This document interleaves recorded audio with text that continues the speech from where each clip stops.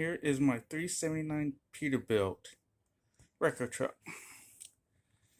As you know, I got the hood on it open because I was just putting these fabulous custom made red air breathers on this thing today. I just got them in. Look how sick and bad, awesome they look.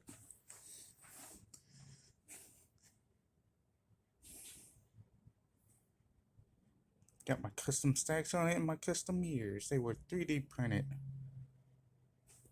from a guy on eBay. I'll take further videos when the air breathers are fully attached to the rig and I have the hood down. Thanks again.